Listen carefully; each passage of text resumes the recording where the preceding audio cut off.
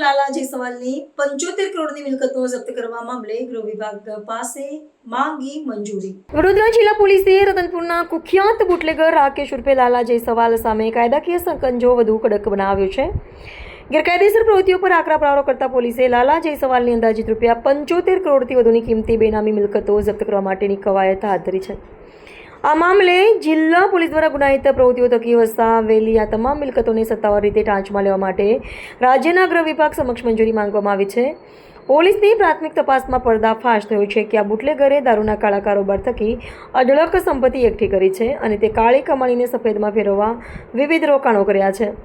તેણે કેલનપુરમાં સચિન પેટ્રોલિયમ નામનો નાયરા કંપનીનો પેટ્રોલ પંપ, રેસ્ટોરન્ટ અને ઓટો પ્લાઝા જેવી વ્યાવસાયિક મિલકતો ઊભી કરી છે। આ ઉપરાંત રતનપુરની અક્ષર સિટીમાં વૈભવી મકાન, અક્ષર કોમ્પ્લેક્સમાં દુકાન તેમજ રતનપુર ચોકડી, અબરમપુરા અને અલ્હાદપુરા ગામમાં 6 જેટલી જમીનો અને ખેતરો સહિત કુલ 13 મિલકતો વસાવી હોવાનું સામે આવ્યું છે। તપાસ દરમિયાન યુનિયન બેંકમાંથી પરિવારના સભ્યોના નામે મોટું સોનું પણ મળી આવ્યું છે। ડિજિટલ માધ્યમોનો દુરુપયોગ કરી આ શખ્સ દારૂના વેચાણના નાણાં ઓનલાઈન યુપીઆઈ મારફતે મેળવતો હોવાનું પણ ખુલ્યું છે। અગાઉ પોલીસ કાફલા પર જીવલેણ હુમલો કરી હત્યાનો પ્રયાસ કરવાના ગંભીર ગુનામાં પણ તેની સંડોવણી રહેલી છે। હાલમાં મુખ્ય આરોપી લાલો જયસવાલ અને તેના અન્ય 4 સાગરીતો જેલના સળિયા પાછળ છે। ત્યારે વહીવટીતંત્રની આ મેગા જપ્તી કાર્યવાહીથી જિલ્લાના અન્ય ગુનેગારોને અસામાજિક તત્વોમાં ભારે ફફડાટ વ્યાપી ગયો છે। થોડાક મહિનાઓ પહેલા વડોદરા ગ્રામ્ય જિલ્લાની અંદર લાલા જયસવાલ રતનપુરનો રહેવાસી એક બુટલેગર ઉપર એક ગુસ્સીટોકનો ગુનો રજીસ્ટર કરવામાં આવ્યો હતો। તેની તપાસ દરમિયાન પોલીસ દ્વારા એમની જો ગેરકાયદેસર મિલકત જો છે અને જો પ્રોસીડ્સ ઓફ ક્રાઇમ છે તેમની માહિતી ભેગી કરવામાં આવી હતી અને હાલ પૂરતું જો છે 75 કરોડથી વધારેની એમની પ્રોપર્ટીનું આઈડેન્ટિફિકેશન કરવામાં આવ્યું છે અને એમને ટાંચમાં લેવા માટે રાજ્ય સરકારની અંદર દરખાસ્ત કરવામાં આવી છે। ટોટલ 13 જેટલી પ્રોપર્ટીઓ મૂવેબલ અને ઇમૂવેબલ પ્રોપર્ટી, જેની અંદર એગ્રીકલ્ચર પ્લોટ્સ છે, પેટ્રોલ પંપ છે, બીજા કમર્શિયલ પ્રોપર્ટીઝ છે, ગોલ્ડ છે, બેંકના અંદર નાણાકીય રોકડ છે। ટોટલ મિલાવીને 75 કરોડ જેટલીની આ દરખાસ્ત હાલ સરકાર તરફે મૂકવામાં આવી છે। સર, ગુજરાતમાં પહેલો એવો કિસ્સો છે કે જેમાં આટલી મોટી મિલકત ગુસ્સીટોકના આ પ્રકારના ગુનામાં જપ્ત કરાઈ હોય? આ પહેલાં પણ બીજા એકાદ કેસ છે જેમાં મોટા પ્રમાણમાં મિલકતનું આઈડેન્ટિફિકેશન થયું છે। જામનગરનું એક કેસ છે જેની અંદર ગુસ્સીટોક હેઠળ એટલી મિલકતની પ્રપોઝલ મૂકવામાં આવી છે। બટ રિસન્ટ ટાઈમ્સની અંદર this is also one of the cases जिसके अंदर એટલી મોટી માહિતી મળી છે। मतलब બેંકમાં જે બેકગ્રાઉન્ડમાં તો અત્યારે તો મિલકત ફ્રી કરી છે, પણ એ કરવાની ફરજ છે, એનો ઇતિહાસ શું રહ્યો છે અને કયા કયા મોટા ગુના છે? આની અંદર અગર જોવામાં આવે તો મોટા ભાગની અંદર ઘણા વર્ષોથી આ બુટલેગિંગના ધંધાની અંદર સંકળાયેલો હતો।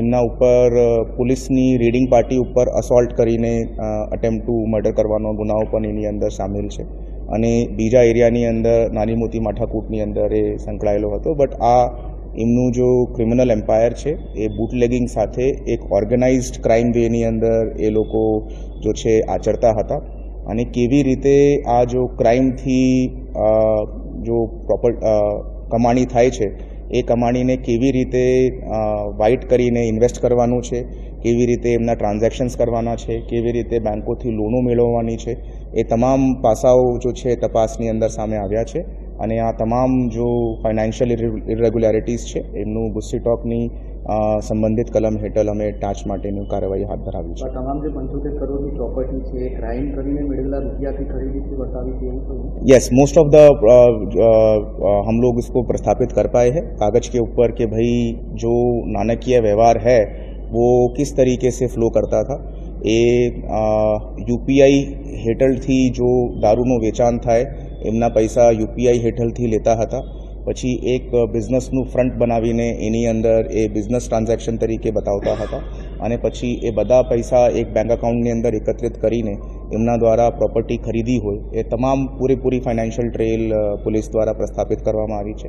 We have also hired a CA જેમને પોતાની રિપોર્ટ પણ રજૂ કરી છે। એના સિવાય એક વેલ્યુએશન એક્સપર્ટને કાયદાની કલમો જોગવાઈ રાખીને આ તમામ મિલકતની ફોરેન્સિક અકાઉન્ટિંગ પણ પોલીસ દ્વારા કરવામાં આવે છે. આ મિલકત ખાલી લાલાની હતી કે લાલાના પરિવાર પણ પરિવારના જો આ કેસની અંદર 5 આરોપીઓ બન્યા છે એ તમામ લોકોની અંદર કોઈ પ્રોપર્ટી એમના વાઇફના નામે છે, કોઈ પ્રોપર્ટી એમના સનના નામે છે. જો અમારા ગુનાની અંદર જેટલા આરોપીઓ છે તે બધાના ભેગા થઈને એ ફેમિલીની એટલી બધી મિલકત સામે આવી છે. સર અને પેટ્રોલ પંપ પણ છે પેલું મિલકતમાં, તો આની સામે આટલા બધા ગુના હતા તો 2022માં એના પેટ્રોલ પંપને પોલીસ તરફથી પોઝિટિવ અભિપ્રાય કેમ આપવામાં આવ્યો? એની કોઈ તપાસ થશે ને એમાં કોઈ કસૂરવાર હશે તો કાર્યવાહી થશે? એ અમે અત્યારે ચેક કરાવી લઈશું કે કદાચ પેટ્રોલ પંપની અંદર કોના નામે એ લાયસન્સ આપવામાં આવ્યું છે અને શું એમની અંદર કાર્યવાહી કરવામાં આવી છે. That we will identify.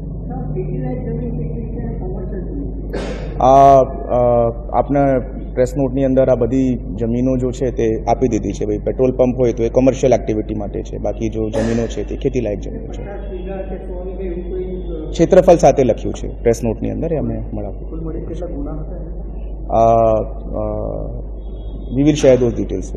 એમાં કોઈ ઇન્વેસ્ટર જેવો કોઈ ખરો કે આની જોડે કોઈ નહીં, હાલ પડતું કોઈ બેકગ્રાઉન્ડની અંદર બેનામી ટ્રાન્ઝેક્શન હોય કે બેનામી પ્રોપર્ટી હોય, that has not come to the light. અત્યારે લાલા અગ્રવાલ સહિત કેટલા આરોપીઓ છે જેલમાં છે? એક આરોપીને જામીન મળી ગયા છે, જો સીમા કરીને એમની વાઇફ છે. બાકી તમામ 4 આરોપીઓ હાલ પૂરતું જેલમાં જ છે અને હાઈકોર્ટની અંદર એમની જામીન અરજી બાબતે પોલીસ ડિપાર્ટમેન્ટ દ્વારા વિગતવારની ફાઇટ આપવામાં આવે છે. રાશમાં લેવા માટેનું પ્રપોઝલ કર્યું છે, કોઈ ડિમોલિશન કરવામાં આવશે ને પ્રોપર્ટીનું? એ અત્યારે આ પ્રોપર્ટી જો છે that has been establish through proceeds of crime. આ પીઓસીની પ્રોપર્ટી છે. અગર કોઈ પ્રોપર્ટી ગેરકાયદેસર હશે, જો ત્યાં કોઈ નિયમોનું ઉલ્લંઘન કરીને બનાવવામાં આવતી હોય તો એને અમે પછી ડેમોલિશન એમનું કરાવશું. સર એને આટલી જમીન ખરીદી છે, ખેડૂત હતો કે કેમ એ અમને તપાસ એ બાબતે અમે કલેક્ટર સાહેબને લખી દઈશું કે ભાઈ અગર એ ખરેખર ખેડૂત છે કે કેમ, and he will do the નીડફુલ from his office.